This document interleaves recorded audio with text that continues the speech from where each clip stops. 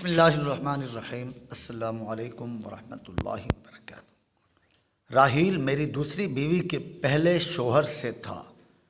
جڑواں بیٹوں کی پیدائش کے وقت کچھ ایسی پیچیدگی پیدا ہو گئی کہ میری پہلی بیوی بچ نہ سکی۔ بچوں کی دیکھ بھال کے لیے اماں فوری طور پر خیر النساء کو بیاہ لیں اور یوں راحیل بھی ہماری زندگی میں چلا آیا۔ پہلے دن اماں نے اس کا تعارف کرواتے وقت کہا، بیٹا خیر النساء بہت اچھی عورت ہے اور دکھی بھی ہے، تیرے گھر اور بچوں کو بہت پیار سے سنبھال لے گی، بس اپنے بچوں کی خاطر تجھے اس کے لڑکے کو بھی گھر میں برداشت کرنا ہوگا۔ اب وہ اس بد ذات کو بھلا کہاں چھوڑے۔ اماں کی اس بات نے میرے دل میں ایک گرہ لگا دی۔ دل کے ایک کونے میں کینہ پلنے لگا۔ راحیل بہت تمیزدار بچہ تھا۔ ایک چیز جو میں نے شدت سے نوٹ کی کہ میرے سر رویے کے باوجود وہ مجھ سے بہت محبت کرتا اور میرے رویے سے اسے کوئی فرق نہ پڑتا تھا۔ صبح جب میں ناشتے کے لیے کھانے کی میز پر آتا، راحیل انتہائی تمیز کے ساتھ السلام علیکم ابا جان کہتا اور بھاگ کر میرے آگے اخبار رکھتا۔ میرے دل میں لگی گرہ ڈھیلی ہوتی کہ ساتھ ہی آواز آتی، ارے بد ذات، چل اپنی ماں سے کہہ جلدی ناشتہ لائے، میرے بچے کو دیر ہو رہی ہے۔ وعلیکم السلام کے ساتھ راحیل کے سر پر پیار دینے کے لیے اٹھتا، ہاتھ وہی میری اپاہج سوچ کے ساتھ لڑتا اور شکست کھا کر ڈھیر ہو جاتا۔ خیر النساء نے میرے گھر اور بچوں کو اچھی طرح سے سنبھال لیا تھا۔ وہ بہت صابر عورت تھی، کبھی شکوہ زبان پر نہ لاتی۔ مجھے یاد ہے ایک دن راحیل اس سے پوچھ رہا تھا، امی جان بد ذات کیا ہوتا ہے؟ پورا میرا جسم کان بن گیا۔ میری سماعتیں شدت سے خیر النساء کے جواب کے منتظر تھیں۔ مسکرا کر کہنے لگیں، جب کوئی بہت پیارا لگے اور نظر لگنے کے ڈر سے آپ بتانا نہ چاہیں تو اسے بد ذات کہتے ہیں۔ اس دن میں نے دیکھا راحیل بہانے سے سارا دن اماں کے ارد گرد پھرتا رہتا، کبھی جائے نماز بچھا کر دے رہا ہے، کبھی زارا سے کھانسنے پر پانی کا گلاس ان کے آگے رکھ رہا ہے۔ اماں کی آواز، ارے بد ذات کیوں میری جان کھا رہا ہے؟ ڈرامے باز، جا دفع ہو جا کر کچھ پڑھ لے، کیا جہل رہ کر میرے بیٹے کے مال پر عیش کرتا رہے گا؟ راحیل نے کٹ سے اماں کے گلے میں باہیں ڈالی، چٹا چٹ ان کی گال پر پیار کیا اور اچھی پیاری دادی جان کہا اور بھاگ گیا۔ میں وہیں اماں کے تخت کے پاس بیٹھا دیکھ رہا تھا۔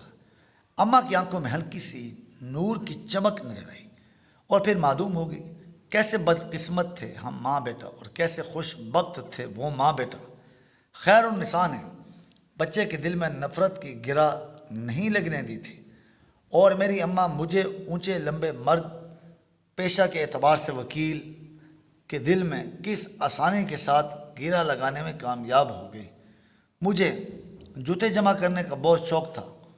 اچھے جوتے میری کمزوری تھی۔ میری وارڈ روب میں ایک سے بڑھ کر ایک جوتا موجود تھا۔ راحیل بہت شوق سے میرے جوتے پالش کیا کرتا۔ کئی بار میں نے اسے بڑے دل جمی سے جوتے چمکاتے دیکھا اور سچ بات تو یہ ہے کہ میرا دل خوش ہو جاتا جوتے دیکھ کر۔ مجھے یاد ہے ایک دفعہ میں نے خوش ہو کر صرف اتنا کہا، واہ راحیل کمال کر دیا تم نے، اور اسے 500 کا نوٹ انعام دیا۔ بھاگا بھاگا اماں کے کمرے میں گیا، دادی دیکھیں ابا نے مجھے انعام دیا ہے۔ گھر کے ملازمین سے لے کر گھر میں آنے والے ایک ایک مہمان کو بتاتا کہ ابا نے مجھے انعام دیا ہے۔ اماں نے ہے نا بد ذات دفع ہو جا کہہ کر منہ پھیر لیا۔ کاش اماں اسے خیر النساء کی خاطر ہی ایک بار گلے سے لگا لیتی، جس نے ان کے پوتوں کو اپنے جگر کے ٹکڑوں سے بڑھ کر پیار دیا تھا۔ اماں کی لگائی ہوئی نفرت کی دھیمی آنچ پر میری انا کا بت پکتا رہا۔ خیر النساء کی میرے بچوں اور گھر کے ساتھ بے پناہ محبت اور احسان بھی انا کے اس بت کو توڑ نہ پایا۔ راحیل کی تمام خوبیوں کے باوجود میں نے کبھی اسے سینے سے نہیں لگایا تھا۔ ہاں، مگر میں نے اس پر خرچ کرنے یا اس کی ضروریات پوری کرنے میں کوئی کوتاہی نہ کی۔ خیر النساء اتنے میں مطمئن تھی۔ وقت گزرتا رہا، بچے بڑے ہو گئے۔ عمر اور علی میرے جڑواں بیٹے اعلیٰ تعلیم کے لیے ملک سے باہر چلے گئے۔ راحیل نے میٹرک کے بعد تعلیم کو خیر باد کہہ دیا۔ میرے بہت چاہنے کے باوجود وہ پڑھ نہیں سکا۔ سارے محلے کا لاڈلا تھا۔ صبح کا گھر سے نکلا، شام کو گھر آتا۔ اکثر ہاتھ پر پٹی بندھی ہوتی، جانے کہاں سے چوٹ لگوا کر آتا۔ خیر النساء نے میرے دریافت کرنے پر کہا، فکر نہ کریں، مجھے بتا کر جاتے ہیں، میری اس پر نظر ہے۔ وقت نے اماں کو ہم سے چھین لیا۔ آخری وقت میں راحیل نے اماں کی بہت خدمت کی۔ کئی بار اپنی گود میں اٹھا کر ہسپتال لے جانے کے لیے گاڑی میں بٹھایا۔ ان کا کمزور وجود باہوں میں بھر کر کئی راتیں حیدر نے ہسپتال کے بیڈ پر جا کر گزار دی۔ جانے کی اس مٹی سے بنا تھا یہ راحیل۔ حالانکہ اب اس کو بدذات کا مطلب بھی سمجھ میں آنے لگا تھا۔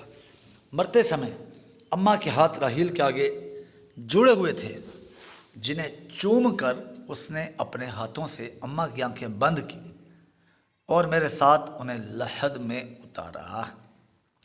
میرے دونوں بیٹے چاہنے کے باوجود دادی کی آخری رسومات میں شریک نہ ہوئے۔ اس دن اماں کی لگائی گرا ڈھیلی ہو گئی، بالکل ڈھیلی۔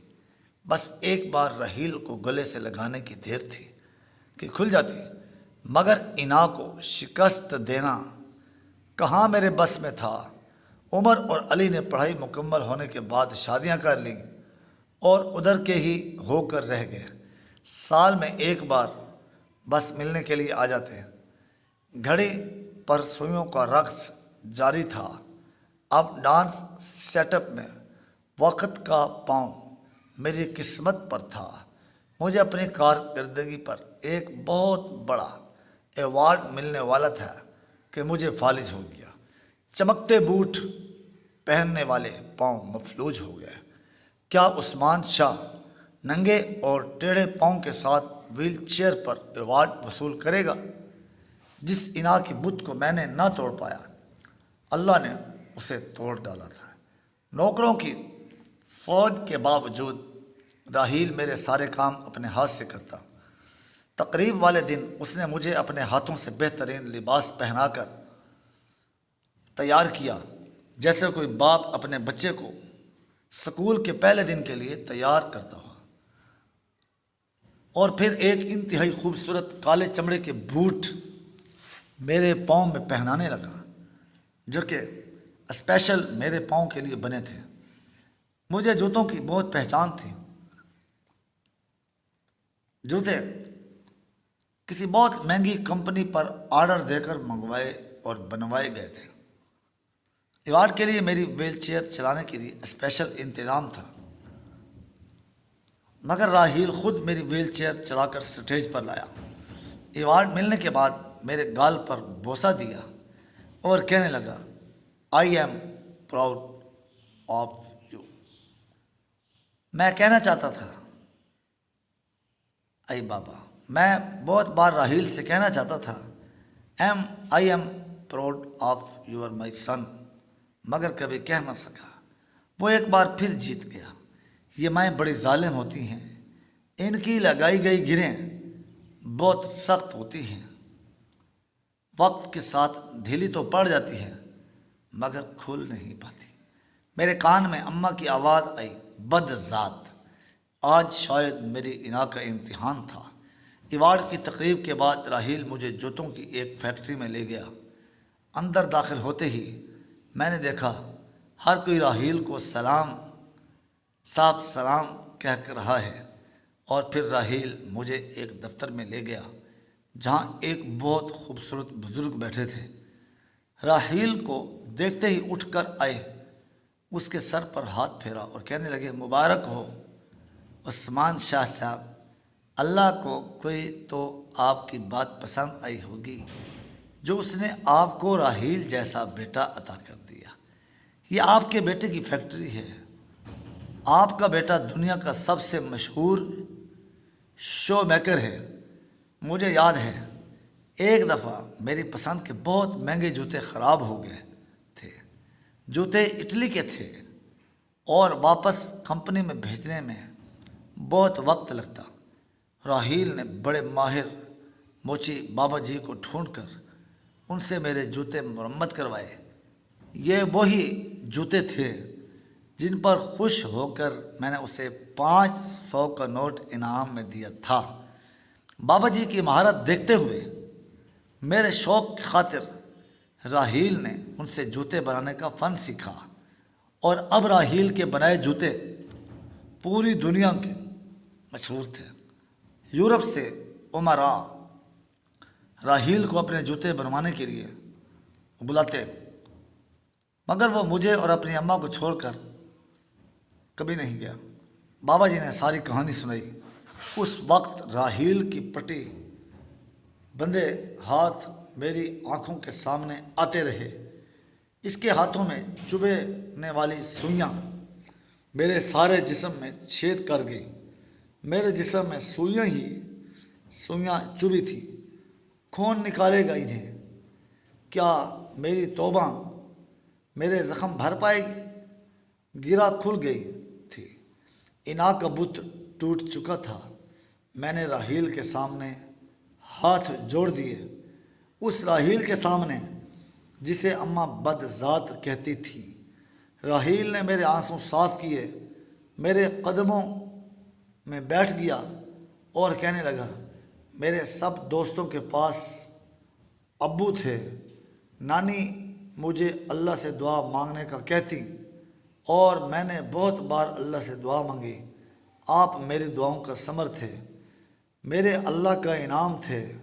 میں آپ سے محبت کیسے نہ کرتا؟ آپ مجھے بہت پیارے ہیں ابا۔ آپ کی نظر کرم، 500 کا وہ ایک نوٹ، وہ میری زندگی کی کتاب کا سب سے بہترین نوٹ بن گیا جس نے میری زندگی بدل ڈالی۔ میں اپنے ابا کا پسندیدہ بیٹا بننا چاہتا تھا اور وہ بن گیا۔ وہ میرا سب سے پیارا بیٹا بن گیا۔ خیر النساء پاس بیٹھی رو رہی تھی، مگر اس کی پیشانی چمک رہی تھی کیونکہ وہ راحیل کی ماں تھی۔ اس نے راحیل کو محبت کرنا سکھایا تھا۔ کاش میری ماں نے بھی مجھے محبت کرنا سکھایا ہوتا۔